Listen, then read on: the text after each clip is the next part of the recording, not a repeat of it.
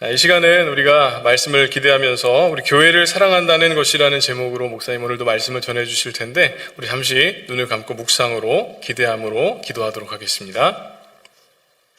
흔히 교회 사랑이라고 하면 예배당에 나와서 예배당을 청소하고 강대상을 정성스럽게 닦고 꽃으로 예배당을 아름답게 장식하는 것을 연상합니다.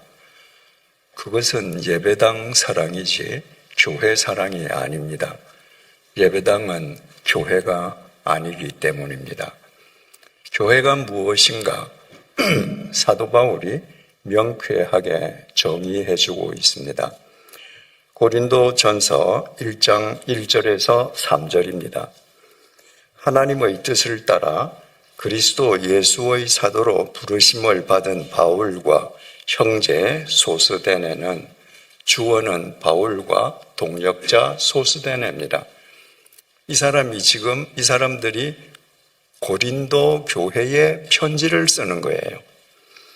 고린도에 있는 하나님의 교회.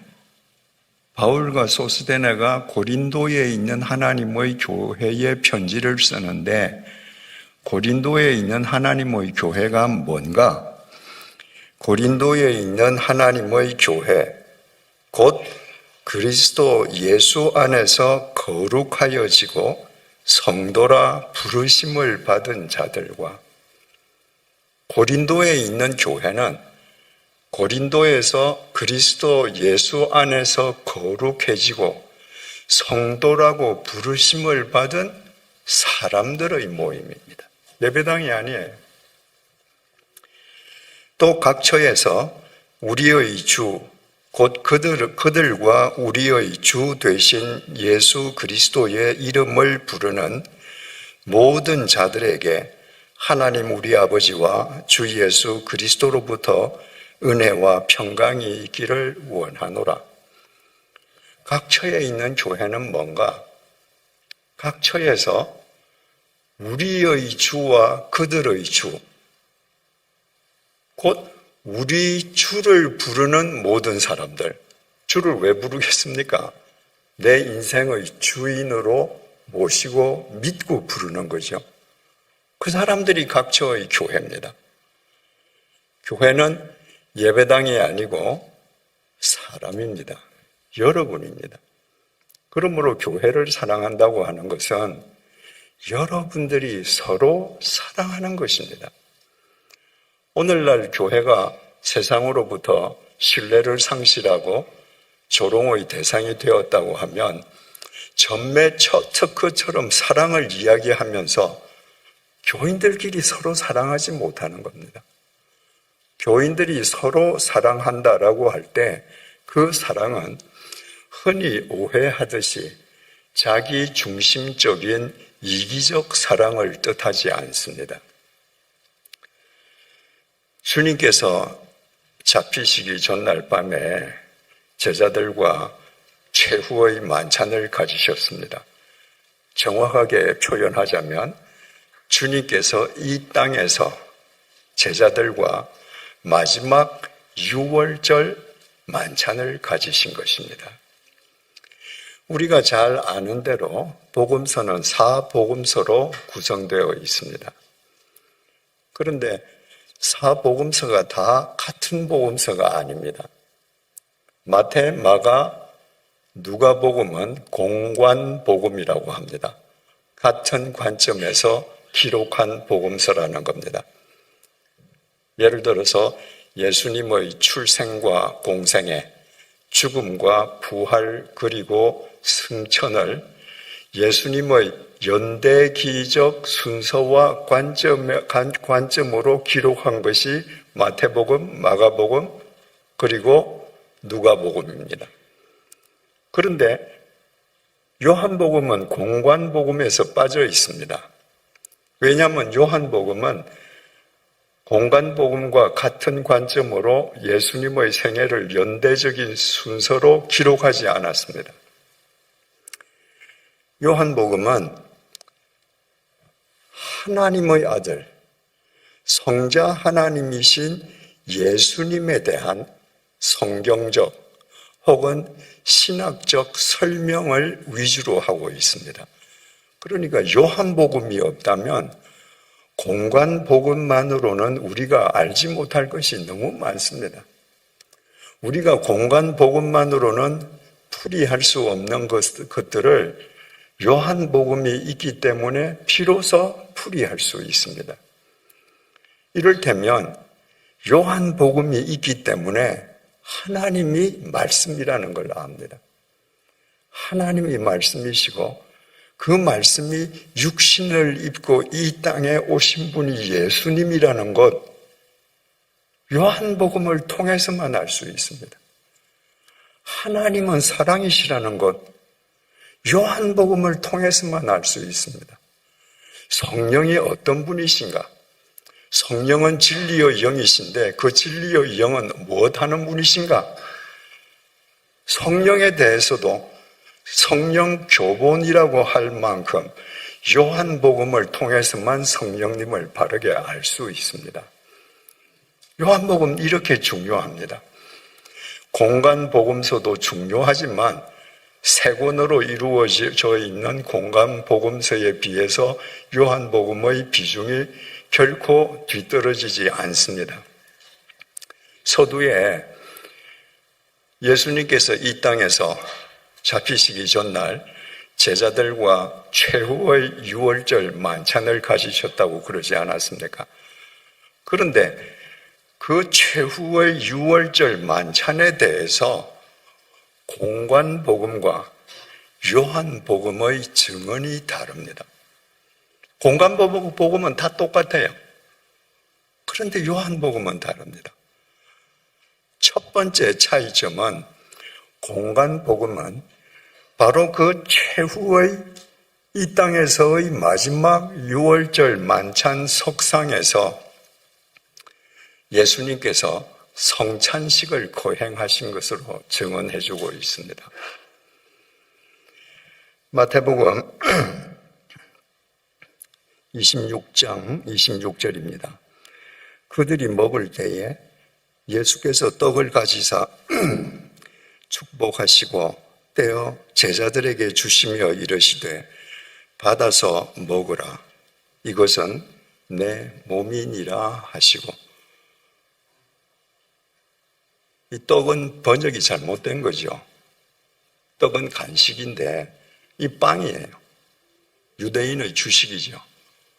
그 만찬 석상에서 예수님께서 제자들에게 빵을 나누어 주십니다. 어떻게 해야 돼요? 빵을 찢어야 됩니다. 주님께서 빵을 드시고 빵을 찢었습니다. 너희들 이거 받아 먹어라. 이건 너희들을 위한 내 몸이야. 무슨 말씀입니까? 너희들을 위해서 이렇게 찢어질 내 몸이야. 마태복음 26장 27절에서 28절입니다. 또 잔을 가지사 감사 기도하시고 그들에게 주시며 이르시되 너희가 다 이것을 마시라. 이것은 죄 사함을 얻게 하려고 많은 사람을 위하여 흘리는 바 나의 피 곧 언약의 피니라. 그 중동 지방을 비롯해서 유럽에 이르기까지 물들이 다 석회수기 때문에 맹물을 마시지 못합니다. 그러니까 그곳 사람들은 주로 물 대신 포도주를 마셨습니다. 포도주는 색깔이 붉습니다. 밝았습니다. 피 색깔하고 똑같습니다. 너희들 이거 받아 마시라. 이것은 죄 사함을 얻게 하려고 흘리는 바 나의 피 곧 언약의 피다. 바로 인간을 위해서 십자가에서 흘리실 피를 상징하는 포도주를 나눠주셨습니다. 성찬식의 기원입니다. 그래서 그 이후부터 주님을 믿는 사람들은 오늘에 이르기까지 빵과 포도주로 성찬식을 합니다. 대부분은 형식적으로 하죠. 그런데 예수님께서 인간을 위해 십자가에서 당하실 당신의 고난을 기리는 이 성찬식을 이 땅에서 제자들과 가지시는 마지막 6월절 만찬 석상에서 했다는 데에 성찬식의 의의가 있습니다. 이스라엘 백성들이 이집트에서 노예 생활할 때입니다. 때가 차서 하나님께서 모세를 보내셔서 이스라엘 백성들을 해방시키고자 하시지 않습니까?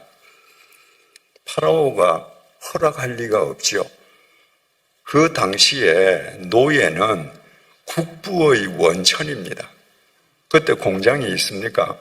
노예가 공장이에요. 그런데 그 노예를 그냥 풀어준다 있을 수 없죠. 하나님께서 여러 가지 재앙을 내리셨는데 풀어줄 것 같다가 파라오의 마음이 변하고 풀어주지 않았습니다. 제일 마지막 재앙이 하나님께서 이집트 땅에 있는 모든 집의 장자와 모든 짐승의 첫 새끼를 치시는 것이었습니다. 그리고 실제로 죽었습니다. 그리고 파라오가 어쩔 수 없이 이스라엘 백성들을 해방시켜 주죠. 이집트에 있는 모든 집의 장자가 죽고 짐승의 첫 새끼가 죽는데 이스라엘 사람들은 한 사람도 안 죽었습니다. 이스라엘 집안에 있는 짐승의 첫 새끼는 어떤 짐승도 죽지 않았습니다. 어떻게 그런 일이 가능했는가? 여러분들이 잘 아시는 것처럼 하나님께서 모세를 통해서 이스라엘 백성들에게 명령을 하셨습니다. 양을 잡아서 그 피를 문 좌우 기둥과 그 기둥을 연결하는 임방에다 발라둬라. 바르는 사람을 위해서 바르는 게 아니에요. 출애굽기 12장 13절입니다. 내가 애굽 땅을 칠 때에 그 피가 너희가 사는 집에 있어서 너희를 위하여 표적이 될지라. 내가 피를 볼 때에 이스라엘 백성들이 문 기둥과 임방에 피를 바른 것은 이스라엘 백성들은 그 집안에 있고 집안에 있는 이스라엘 백성들에겐 자신들이 바른 피가 전혀 보이지 않습니다. 그런데 밖에서 하나님께서 내가 너희들이 바른 그 피를 보면 내가 피를 볼 때에 너희를 넘어가리라. 넘어가리라. 이집트 집은 그 하나님의 사자가 무조건 그 집 틈새로 들어갑니다. 들어감과 동시에 곡성이 터지는 거예요. 그런데 피를 바른 내 백성의 집을 보면 그 피를 따라서 내가 너희 집을 넘어가리라. 그 재앙이 넘어가는 거예요. 아무도 안 죽는 겁니다. 재앙이 너희에게 내려 멸하지 아니하리라. 바로 그 날을 유월절이라고 합니다. 히브리 말로 뺏사흐예요. 뺏사흐는 넘어가다는 말입니다. 넘어가다를 우리는 유월절이라고 하는데 한자로 넘을 유, 넘을 월자를 써서 유월절이라고 부릅니다. 영어로 pass over입니다. 예수님을 가리켜서 유월절의 어린 양이라고 그래요. 왜 예수님을 보고 그냥 어린 양이 아니라 유월절의 어린 양이라고 하는가? 예수님께서 십자가에 못 박히실 때가 유월절 절기였기 때문이 아닙니다. 이스라엘 백성들을 해방시킬 때에 유월절의 제물이었던 양과 십자가의 제물인 예수님의 역할이 정확하게 일치하기 때문입니다. 여러분, 예수님은 성자 하나님이신데 왜 그 예수님께서 공자님이나 석가님처럼 품위 있게 일생을 마치시지는 못했을까요? 왜 머리 끝에서부터 발끝까지 찢어지고 피투성이가 되어 비참하게 돌아가셔야만 했습니까?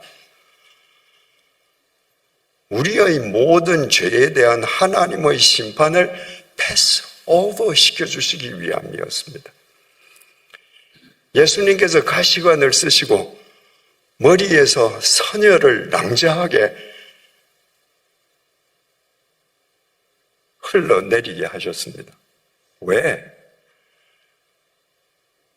우리가 머리로 지은 모든 죄에 대한 하나님의 심판이 패스 오버 해주게 하시기 위함이었습니다.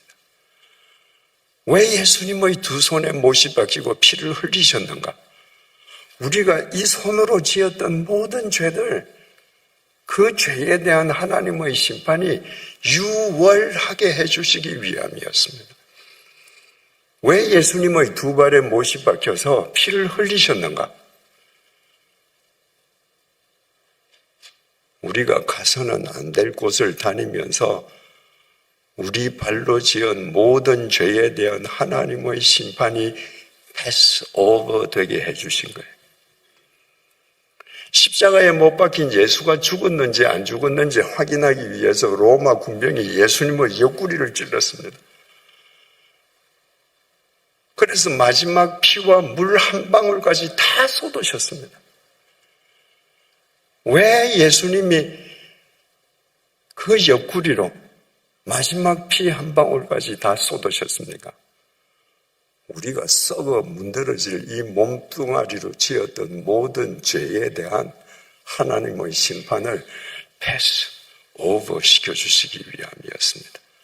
그러니까 6월절 어린 양의 그 역할과 이스라엘 백성들을 해방시켜주는데 마지막 하나님의 재앙이 패스 오버 되게 해주기 위해 모든 이스라엘 집 임방과 문설주에 칠해졌던 그 피와 우리의 죄값을 하나님의 심판으로부터 패스 오버 되게 해주시기 위해서 주님께서 피 흘리시고 찢어지셨던 그 역할 정확하게 동일한 것입니다. 그래서 마지막 만찬 석상에서 주님께서 당신이 찢어지고 못 박힐 것을 미리 기리면서 제자들에게 성찬식을 거행하게 했습니다. 정말 주님께서 찢어지시고 피 흘리심으로 죄의 싹은 사망인데 나에 대한 하나님의 심판이 패스 오버 되었음을 믿는다면 우리의 성찬식은 달라져야 합니다. 우리의 삶은 달라져야 합니다. 이처럼 공간복음서는 마지막 6월절 만찬 석상에서 예수님께서 성찬식을 거행한 것으로 증언하고 있는데 반해서 제4복음서인 요한복음은 성찬식에 대해서는 언급하지 않습니다. 요한복음은 4복음서 중에 요한복음을 제일 늦게 기록했습니다. 요한이 나이 들어서 노인이었을 때 기록했습니다. 그러니까 앞선 사람들이 성찬식에 대해서 다 기록했기 때문에 성찬식은 잘 알려져서 자기가 다시 재론할 필요가 없었겠죠. 그 대신에 요한은 그 마지막 6월절 만찬 석상에서 예수님께서 세족식을 거행한 것을 우리에게 밝혀주고 있습니다. 순서가 굉장히 중요하죠. 예수님께서 피 흘리심으로 나의 모든 죄가 하나님의 심판으로부터 유월되었음을 믿는다면 우리는 모두 제자들의 발을 씻겨주신 예수님을 본받아 살아야 된다는 것을 요한은 강조하고 있습니다. 요한복음 13장 12절에서 15절입니다. 그들의 발을 씻으신 후에 옷을 입으시고 다시 앉아 그들에게 이르시되 이스라엘은 지중해성 온대 지역입니다. 그래서 사람들이 외출할 때에는 맨발에 샌들만 신고 갔습니다. 대도시 중심 지역을 제외하고는 모두 맨 땅이에요.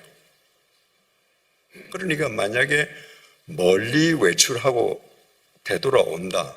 그러면 흙길을 밟고 샌들을 신고 터벅터벅 다녀오니까 발이 흙투성이가 됩니다. 그래서 주인이 샌들을 신고 외출을 하고 오면 집 종이 꼭 주인의 발을 씻겨주었습니다. 주인뿐만 아니라 주인 가족의 발 전부 종이 씻겨줬습니다. 그 집에 손님이 찾아와도 그 집 종이 발을 씻겨줬습니다. 왜 종만 발을 씻겨주나? 인간이 할 수 있는 일 중에 흙투성이인 나무의 발을 씻기는 일이 가장 굳은 일이기 때문에 그런 관점에서 본다면 지금 누가 누구의 발을 씻겨줘야 돼요? 마지막 6월절 만찬입니다. 마지막이 중요해요. 그러면 제자들이 예수님의 발을 씻겨드려야 돼요.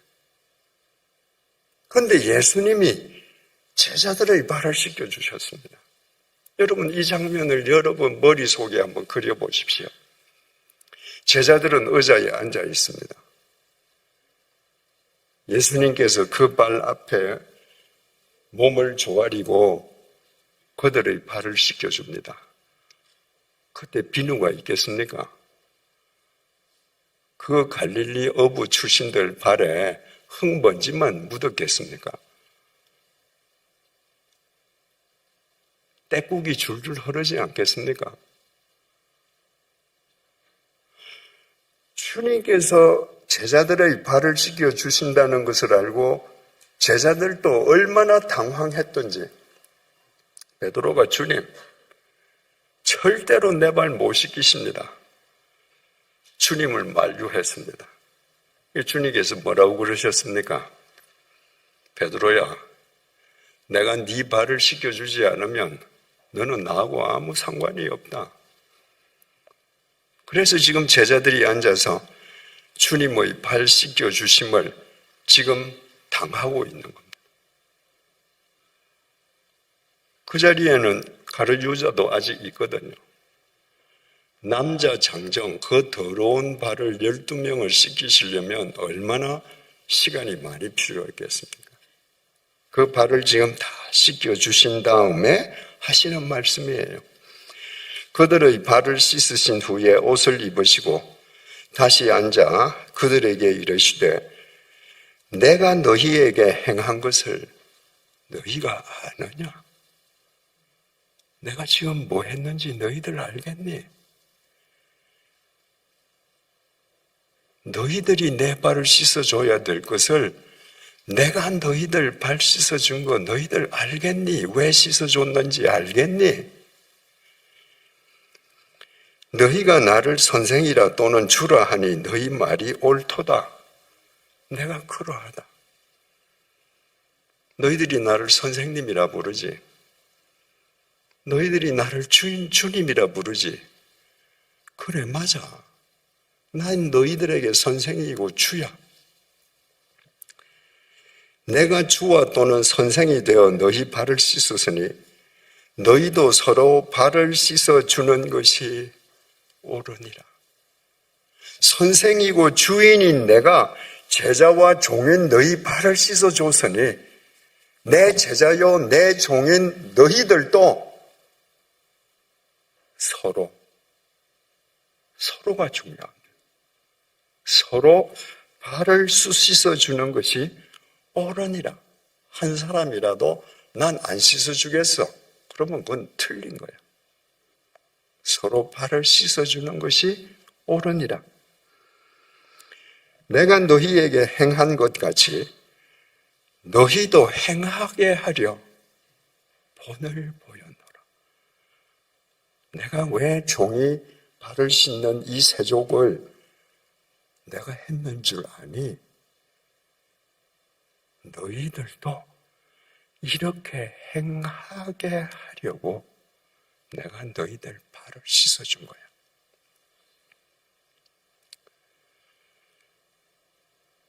여러분, 발을 씻어주려면 제자들보다 더 낮은 자세라야 되잖아요. 헬라 말로 겸손을 타페이노스라고 합니다. 근데 이 타페이노스라고 하는 것은 태도를 가리키지 않습니다. 우리는 흔히 저 사람 참 겸손해 할 때 그 사람의 태도를 보고 얘기하는 거예요. 예를 들어서 뭐 하라고 그러면 아유, 전 이건 못합니다. 양보하고 이 자리에 앉아 그러면 전 말석에 앉겠습니다. 그게 아닙니다. 겸손이라고 하는 타페이노스는 저지를 의미합니다. 낮을 저자에 지대 지자. 그러니까 예수님께서 제자들보다 더 낮은 저지에서 제자들의 발을 씻겨주신 것은 타페이노스의 원형입니다. 내가 이렇게 타페이노스를 너희들한테 보여주는 것은 너희들도 서로 이렇게 타페이노스의 사랑을 실천하게 하려 함인 거예요. 겸손의 반대말이 교만 아닙니까? 헬라말로 교만은 피시오라고 하는데 부풀리는 거예요. 마치 고무풍선에다 산소를 넣듯이 나를 마구 부풀려요. 나보다 나를 훨씬 더 크게 생각해요. 내가 앉아야 할 자리보다 스스로 훨씬 더 높은 자리에 앉습니다. 그런 사람 옆에는 아무도 없습니다. 결국 혼자예요. 교만한 사람들은 언제든지 혼자입니다. 그래서 그 사람이 돈이 많든지 직위가 높든지 그 사람은 결국 혼자서 쓸쓸하게 공동묘지로 달려가는 것이 그 인생입니다. 저지의 타페이노스에 있다. 하나님의 사랑도 하나님의 능력도 하나님의 생명력도 올라가지 않습니다. 하나님의 사랑도 생명도 능력도 내려갑니다. 낮은 곳으로 흘러갑니다. 예수님이 가장 낮은 곳, 저지 타페이노스의 분이셨기 때문에 저 높은 곳에 계신 하나님의 생명과 능력과 권능과 사랑, 그 모든 것이 100% 예수님 속에 임해서 차고 넘쳤던 것입니다. 너희들 이렇게 살아라. 너희들이 타페이노스가 되면 하나님의 사랑이, 하나님의 생명이 너희에게 넘친다. 그런데 너희가 피시오 해봐. 너는 혼자 높다고 생각할는지 모르지만 너 곁에는 결국 아무도 없어. 1980년이었습니다.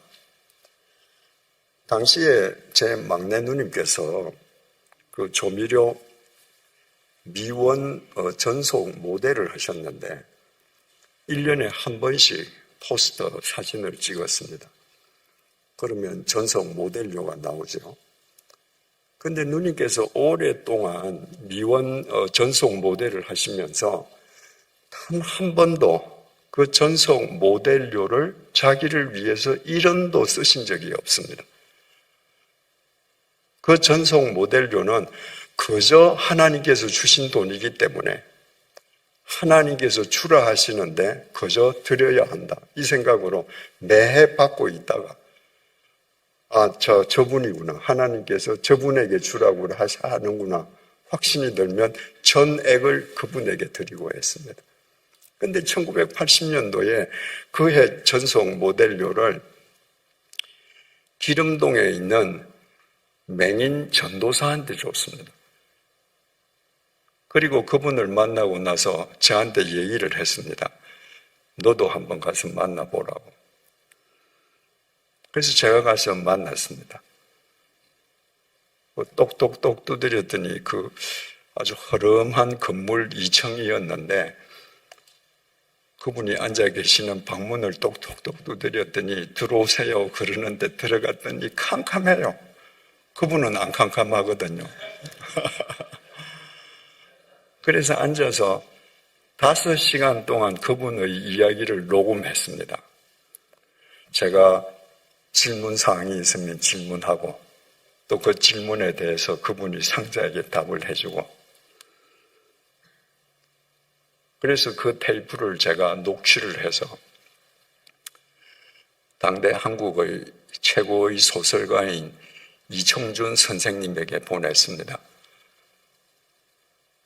나는 선생님이 이 녹취를 들어보시고 이 테이프를 들어보시고 글을 써주셨으면 좋겠습니다. 꽤 오랫동안 이 선생님한테 연락이 없었습니다. 그러더니 이 선생님이 오셨어요. 자기가 쓰시겠다고. 그러면 꽤 오랜 기간 동안 뭐 하셨는가? 그 테이프를 들으시면서 자기가 그 전도사 속으로 들어가 보고 전도사를 자기 속에 넣어보고 이 사람이 하는 말을 내가 100% 믿을 수 있는가? 과장은 없는가? 그걸 가늠했던 겁니다. 그리고 마침내 그래, 이분 이야기는 내가 100% 내가 믿을 수 있겠다. 그래서 그분의 간증록을 쓴 게 아니라 그 테이프를 토대로 해서 소설을 썼습니다. 그 소설 제목이 낮은 대로 임하소서입니다. 저는 한국 문학 역사상 그런 제목은 다시는 안 나온다고 생각합니다. 이청준 선생이 가장 기독교의 핵심이라고 할 수 있는 낮은 대로 임하소서, 이런 제목을 어떻게 붙이셨는가? 성인이 되어서 안영환 전도사가 실명을 했습니다. 실명하면 다 불편하지만 선천성 실명자는 그래도 어릴 때부터 적응하니까 적응하기가 쉽다 그러잖아요. 근데 성인이 되어서 실명을 하면 정말 힘듭니다. 그 어머니가 눈을 뜨게 하는 방법이 있다면 오만 방법을 다 썼습니다. 근데 결국 눈을 못 떴습니다. 포기했습니다. 눈을 뜨게 할 수 있는 세상적인 방법이 없다는 걸 알고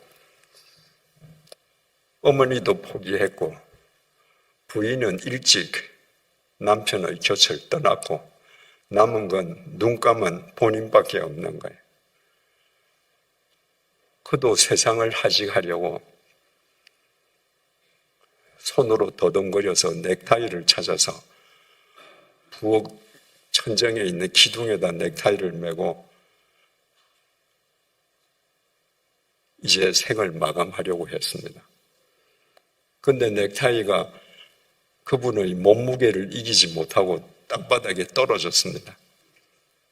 그분의 표현을 빌리면 땅바닥에 떨어지는 순간에 야, 정말 죽을 뻔했네. 그래서 이분이 죽지 않기로 했습니다. 만약에 넥타이가 안 끊어졌으면 그분은 갔죠. 넥타이가 끊어져서 이분은 살기로 하고 나왔는데 그 길에 혼자 아무것도 보이지 않지 않습니까? 그러니까 손으로 남의 집, 담, 벽 이걸 더듬으면서 걸어가는데 수십 번 헤아릴 수도 없이 넘어집니다. 아무도 돌봐주지 않아요. 넘어졌는데 일으켜주는 사람 한 사람 없습니다. 그런데 어딘지 모르게 이 사람이 도착을 했습니다. 그런데 그곳의 사람들이 이 사람에게 먹을 걸 주는 거예요. 이 사람 손을 잡고 공중 화장소에 데려다 주는 겁니다. 밤이 되니까 거적대기를 가져다 주는 거예요. 어딘지도 모르고 도착한 곳이 서울역이었습니다. 당시의 서울역에는 넝마주의, 행상, 구두 닦기 그런 사람들이 많았습니다. 그 가장 저지 타페이노스에 있는 사람들이 눈을 감고 어쩔 줄 몰라 하면서 도착한 사람들을 살려준 거예요. 그래서 안요한 목사가 이청준 선생이 낮은 대로 임하소서라고 소설 제목을 썼습니다. 하나님의 사랑은 낮은 곳으로 흐르고 그곳에 모인다. 여러분, 내가 단 한 번도 내 심장을 토려내줄 정도로 사람을 사랑해 본 적이 없다. 이유는 간단합니다. 여러분들이 겸손하지 않은 거예요. 교만한 거예요. 여러분들이 피시오하는 거예요. 낮아질 수 없는 겁니다. 여러분들이 낮아질 때에만 진정으로 사람을 사랑할 수 있습니다. 이처럼 마지막 성찬식 석상에서 공관복음은 성찬식을 거행한 것을 증언해 줬는데 요한 사도는 요한복음을 통해서 그 자리에서 타페이노스의 세족식이 있었음을 우리에게 증언해 줌으로써 성찬식과 세족식을 보완해 주고 있습니다.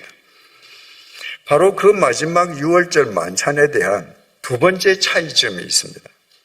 공관복음은요, 만찬 석상에서 성찬식을 끝낸 다음에 예수님께서 제자들과 함께 겟세마네 동산에 기도하러 가셨는데 예수님을 배신한 가룟 유다가 그 대제사장의 군졸들을 데리고 와서 잡혀갔습니다. 그리고 대제사장의 집에서 그 재판을 받는데 바로 그 자리에서 베드로가 예수님을 3번이나 부인합니다. 그게 다 한 장에 처리되어 있습니다. 마태복음 26장 한 장입니다. 마가복음에는 14장 한 장입니다. 누가복음에는 22장 한 장에 그 이야기가 다 들어 있습니다. 그런데 예수님께서 13장에서 요한복음 13장에서 세족식을 하시지 않았습니까? 그런데 요한복음은 예수님께서 겟세마네 동산에 가서 기도하시다가 잡혀가시는 것이 요한복음 18장에 기록되어 있습니다. 바로 18장 전장인 요한복음 17장은 예수님의 기도 내용이 나옵니다. 요한복음 13장 31절부터 14장, 15장, 16장 무려 4장에 걸쳐서 예수님의 유훈의 말씀이 기록되어 있습니다. 공관복음에는 없는 겁니다. 여러분, 교회가 건물이 아니라 사람들의 모임이라고 그러지 않았습니까? 지금 예수님 앞에 있는 12명의 제자들, 그 사람이 예수님을 믿는 사람들의 모임입니다. 그들이 인류 역사상 최초의 교회입니다. 사도행전에서 교회가 먼저 나오는 게 아닙니다. 주님을 믿는 사람들, 아까 바울이 그랬죠. 그리스도 예수 안에서 거룩해지고 성도라고 부르심을 받는 사람들의 모임이 교회라면 이 12명이 지금 교회입니다. 그 12명에게 주님께서 무려 4장에 걸쳐서 요한복음 4장에 걸쳐서 유훈의 말씀을 내리시는데 그 유훈의 말씀은 곧 최초의 교회에 대한 유훈의 말씀이요. 오늘날 교회를 이루고 있는 우리 자신에 대한 유훈의 말씀인 겁니다.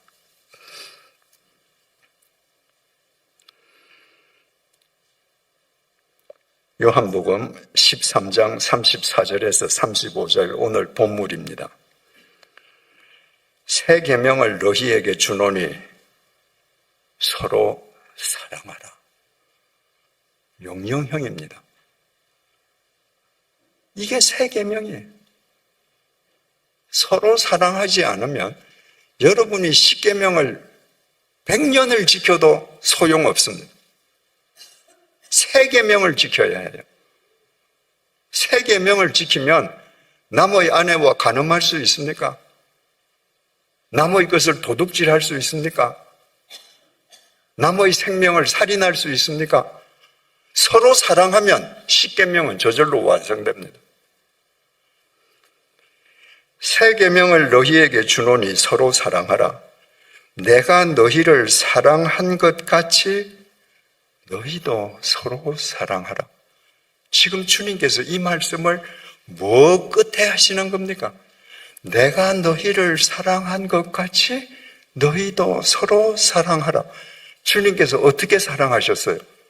내가 너희들 발을 씻어준 것처럼, 내가 너희들에게 타페이노스의 사랑을 준 것처럼 너희도 서로 상대의 저지에 위치해서 타페이노스의 사랑, 발을 씻어주는 사랑으로 사랑하라.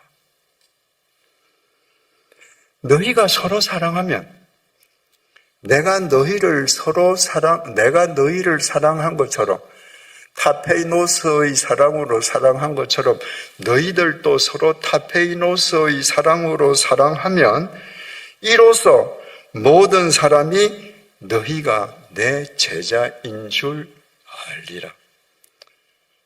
오늘날 왜 세상이 여러분을 조롱합니까? 여러분이 그렇게 크게 외치는 사랑을 왜 믿지 않습니까? 여러분이 예수님께서 여러분을 사랑하신 것처럼 서로 타페이노스의 사랑으로 사랑하지 않기 때문입니다. 이것이 예수님의 유훈입니다. 성찬식을 끝낸 다음에 내가 너희를 타페이노스의 사랑으로 사랑한 것처럼 너희들 서로 사랑해라. 나는 몸이 아파서, 나는 제일 약해서 나는 사랑을 받기만 해야 돼. 그건 세상 자선단체의 대상으로는 가능할는지 모르지만 그리스도인으로는 불가능합니다. 그리스도인은 내가 가장 작아서 사랑을 받는다 할지라도 나도 서로 사랑하는 사람이 되는 거예요. 내가 사랑의 종착역이 되겠다. 그 사람은 그리스도인 아닙니다. 서로 사랑해야 된다. 타페이노스의 사랑으로 서로 저지해서 상대방의 밑쪽에서 사랑하는 이 사랑이 주님과의 관계에서 얼마나 아름다운 삶으로 귀결되는지를 요한복음 14장 19절 20절이 이렇게 증언합니다. 지금 계속 유훈 말씀이 계속되는 거예요. 조금 있으면 세상은 다시 나를 보지 못할 것이로되, 조금 있으면 세상은 나를 못 봐요. 왜? 십자가에 못 박혀서 죽임 당하니까. 너희는 나를 보리니. 근데 너희는 나를 볼 거야. 왜? 이는 내가 살아있고 너희도 살아있겠습니다. 내가 죽음을 깨뜨리고 부활할 것이기 때문에. 내가 1000년, 2000년 후에 부활하는 것이 아니라 사흘 있으면 부활할 거야. 그래서 내가 살아있고 너희도 그때 다 살아서 나를 볼 거야. 그 날에는 내가 아버지 안에, 주님께서 십자가의 제물로 돌아가셨다가 죽임을 당하시고 죽음을 깨뜨리시고 부활하시고 나면 그때는 내가 아버지 안에 있어요. 주님께서 아버지 안에. 어떤 아버지? 당신의 독생자를 인간을 구원하는 제물로 삼기 위해서 가장 낮은 저지에 보내셨던 그 아버지. 주님께서 골고다에 못 박히셨습니다. 골고다는 언덕이에요. 평지에 비하면 조금 높죠. 그러나 예수님께서는 모든 인간의 죄를 대신 지신 죄인으로 흉악한 강도와 함께 인간 세상에서는 존재적으로 가장 낮은 곳에서 죽으셨습니다.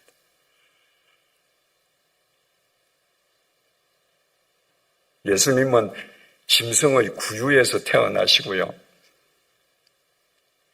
달동네 나사렛에서 사시다가 빈민들이 사는 갈릴리에서 살려가셨습니다. 예수님은 이 세상에 계시는 동안에 단 한 번도 고지에 계신 적이 없습니다. 높은 자리에 오르신 적이 없습니다.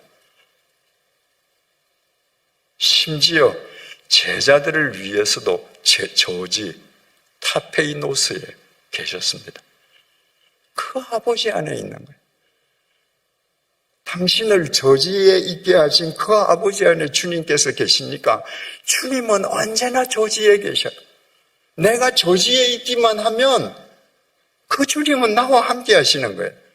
그래서 주님께서 이렇게 계속 말씀하십니다.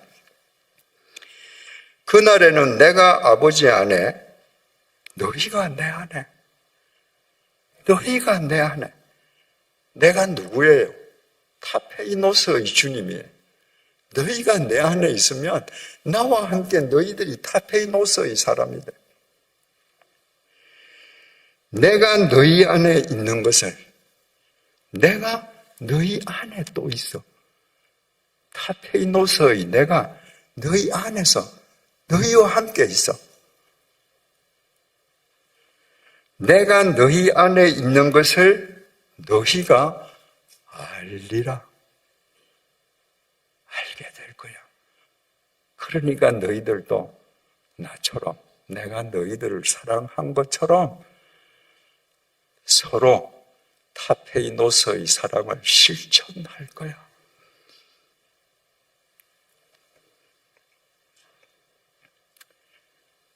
요한복음 15장 5절과 6절에서 이 타페이노스의 사랑을 서로 실천한다는 것을 더 구체적으로 설명해 주십니다. 나는 포도나무요 너희는 가지라.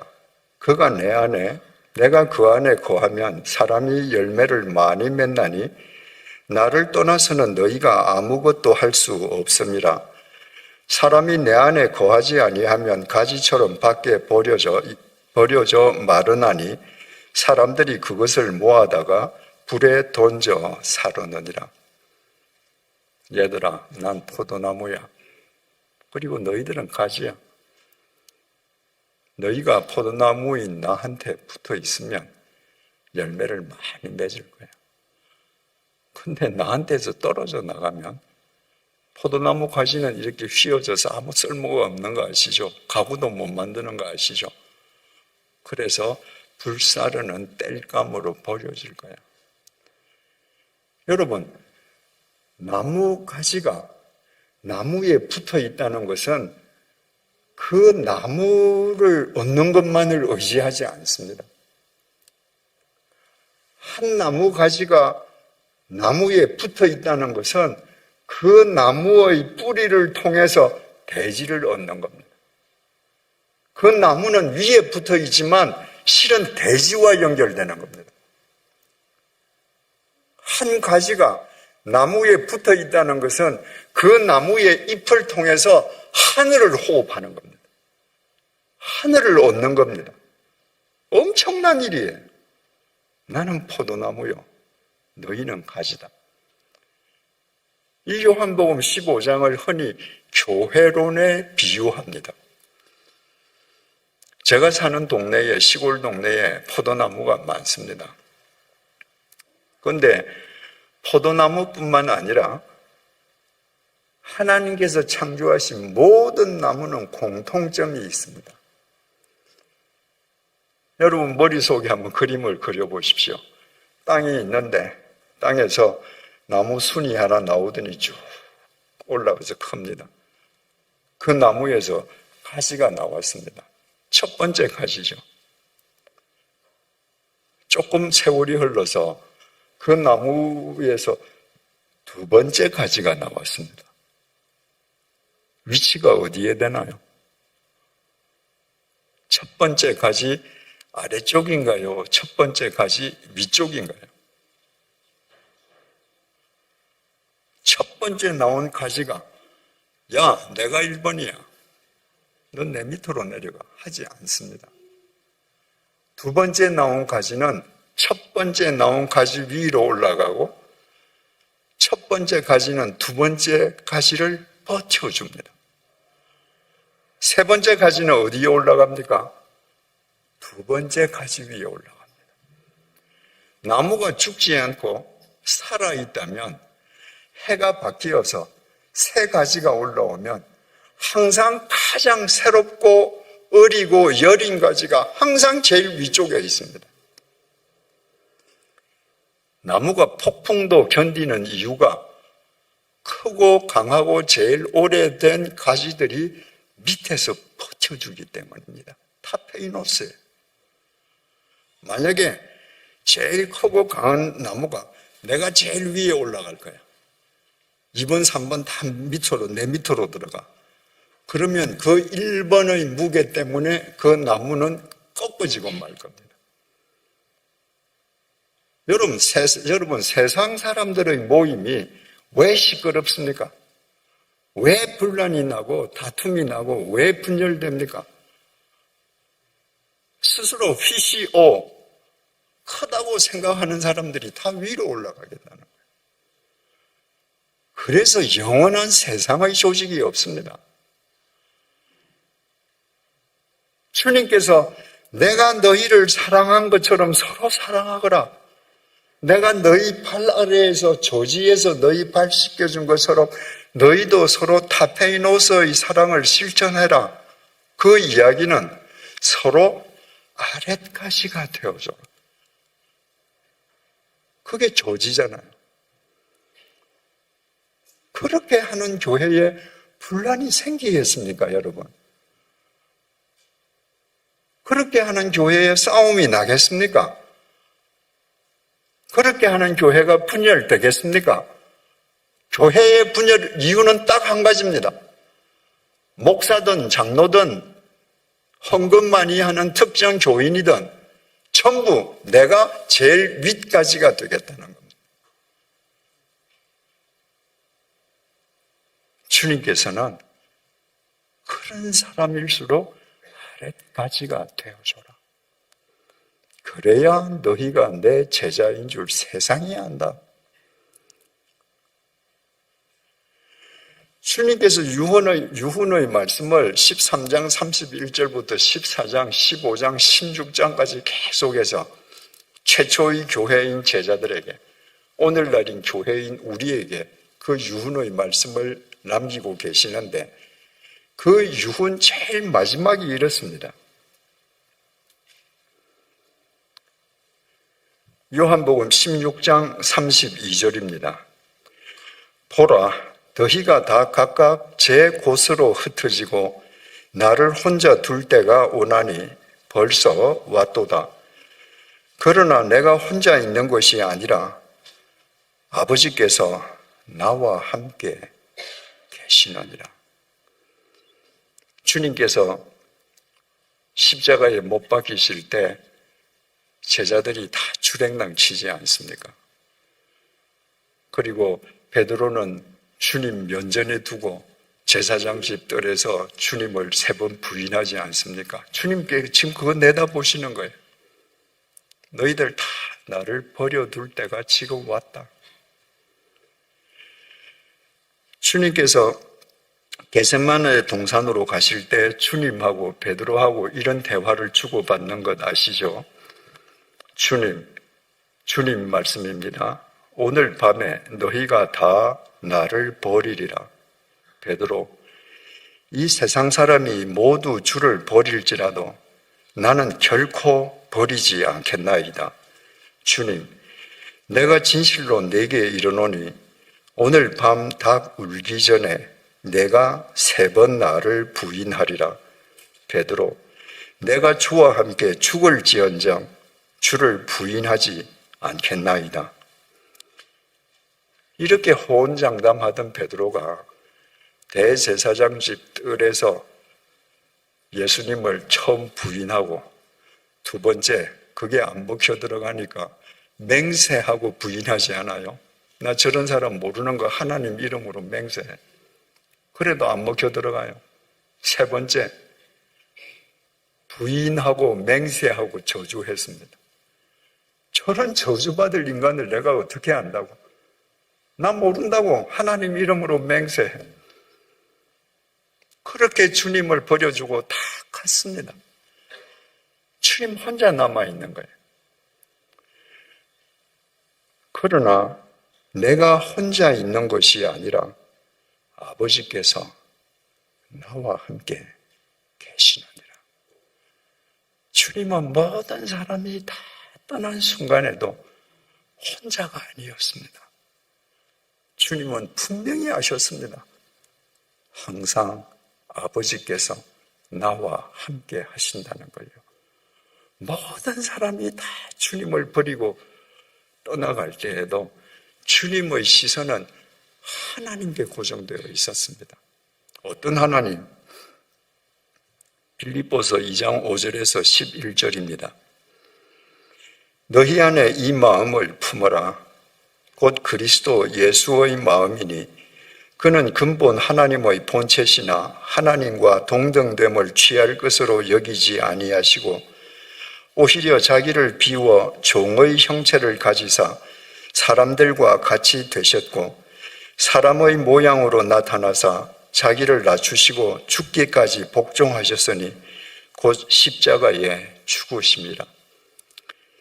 자기를 낮추시고 죽기까지 복종하셨으니 십자가에 죽으심이라. 한마디로 표현하면 타페이노스의 삶을 사셨다, 이 말입니다.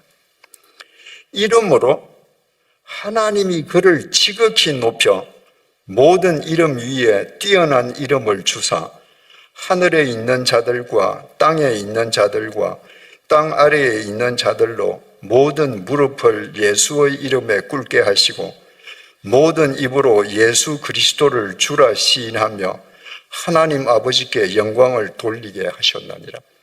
모든 사람이 다 떠나가도 내가 타페이노스 조지를 포기하지 않을 때 그 낮은 곳에 하나님께서 나와 함께 하시는 거예요.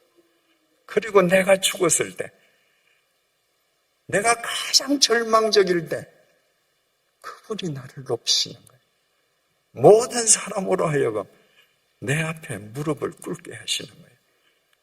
그래서 너희가 다 나를 버려두고 갈 때가 이미 왔다. 그러나 나는 언제나 혼자가 아니야. 왜? 아버지께서 나와 함께 하시기 때문이야. 왜 주님께서 유언의 말씀 마지막을 제자들에게 이렇게 하시는가? 요한복음 16장 33절입니다. 이것을 너희에게 이르는 것은 너희로 내 안에서 평안을 누리게 함이라. 얘들아, 내가 왜 이 말 하는지 아니? 너희들이 타페이노스의 사랑으로 사랑하다가 어떤 일을 당해도 평안을 잃지 않게 해주기 위함이야. 세상에서는 너희가 환난을 당하나 담대하라. 세상에서는 환난을 당하나 너희들 담대하라. 헬라어 동사 다르세오는 즐거워하라. 즐거워하라. 용기를 가져라. 이 환난은 여러 가지 의미가 있지만 주님께서 이 유언의 말씀을 남기시는 핵심이 타페이노스의 사랑, 서로 사랑하라는 것이기 때문에 그 관점으로 보자면 어떤 얘기가 되겠습니까? 여러분, 내가 저 길 가는 나그네, 행인, 알지 못하는 행인에게는 배신감을 느끼지 않습니다. 배신당하지 않습니다. 배신이라는 것은요, 믿음이나 의리를 저버리는 행위입니다. 그러니까 내가 배신을 당했다, 배신감을 느낀다는 것은 반드시 아는 사람에게 느끼는 거예요.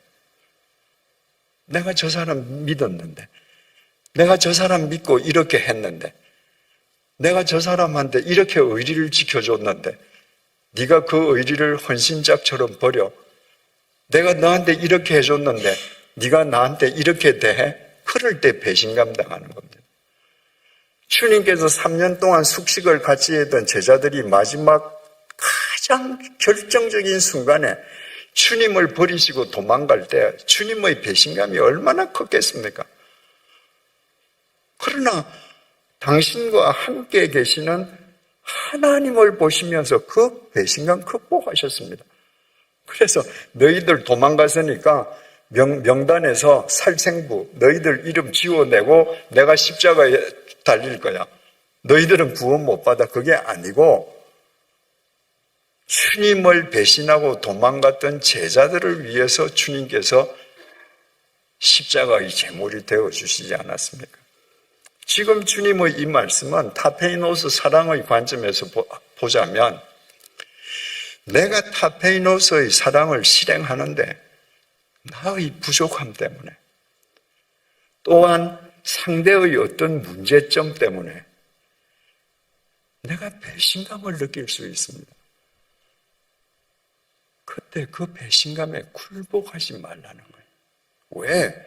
내가 세상을 이기었노라. 주님께서 타페이노스의 삶을 사시고 타페이노스의 십자가를 지셨지만 결국 하나님 안에서 부활하신 것처럼 내가 이기었으므로 너도 나처럼 살면 내가 네 곁에 함께 있고 반드시 너도 이기게 해준다는 겁니다. 여러분, 우리는 다 죄성을 가진 인간이에요. 내가 배신당한 것만 중요합니다. 나의 언행이 누구에겐가 배신감을 줄 수 있다는 건 생각하지 않습니다. 내가 누군가 때문에 배신감을 느낄 수 있듯이 누군가는 나 때문에 배신감을 느끼면서 밤에 잠을 못 잘 수 있습니다. 그럴 때 세상을 이기신 그 주님을 믿고 담대하게 즐거워하고 평안을 누리면서 내가 계속해서 서로 타페이노스의 삶을 살 때 주님께서 당신의 생명력으로 사람들을 붙들어 주실 때 내게 배신감을 느끼던 그 사람도 타페이노스의 삶을 살면서 주님 안에서 새로운 힘을 얻게 되는 것입니다. 교회를 사랑한다는 건 이처럼 서로 타페이노스의 사랑, 아랫가지의 사랑으로 서로 존중하면서 사랑하는 겁니다. 여러분, 이런 교회가 멋지지 않습니까? 이런 교회가 진짜 교회 아닙니까? 이런 교회가 세상을 바꾸지 않겠습니까? 이런 교회가 이 세상을 새롭게 하지 않겠습니까? 이런 교회가 미래를 새롭게 경작하지 않겠습니까? 워싱턴 한인교회와 워싱턴 사김의 교회가 바로 서로 사랑하는 이런 교회가 되기를 주님의 이름으로 축원합니다. 기도하시겠습니다.